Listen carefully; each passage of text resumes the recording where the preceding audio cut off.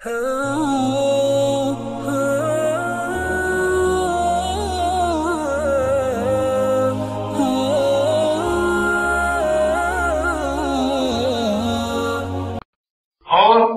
مہینے میں اپنی آنکھوں کی حفاظت اور دل کی حفاظت، ورنہ اللہ تعالیٰ کا جو مقصد ہے کہ ہم نے متقی بنانے کے لیے روزہ فرض کیا، اور پھر بھی ظالم روزہ رکھ کر کے بھی بد نظری سے نہیں بچتا اور گندے گندے خیالات ماضیات عہد رفتہ کو آواز دیتا رہتا ہے، تو اس کیا کہوں کہ یہ کتنا بڑا ناشکرا اور کتنا نالائق، کتنا ناپاک انسان ہے کہ وہ مہینہ جو پاک بنانے کے لیے مقرر ہوا اس میں بھی یہ ناپاک رہنے کی کوشش کر رہا ہے۔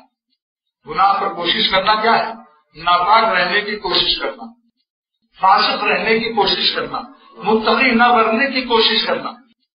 جو رمضان میں بھی بد نظری کرتا ہے، رمضان کے مہینے میں بد نظری کرتا ہے، یہ گویا فاسق بننے کی کوشش، ناپاک بننے کی کوشش، ناپاک رہنے کی کوشش۔ دعا کیجیے اللہ تعالیٰ عمل کی توفیق عطا فرمائے۔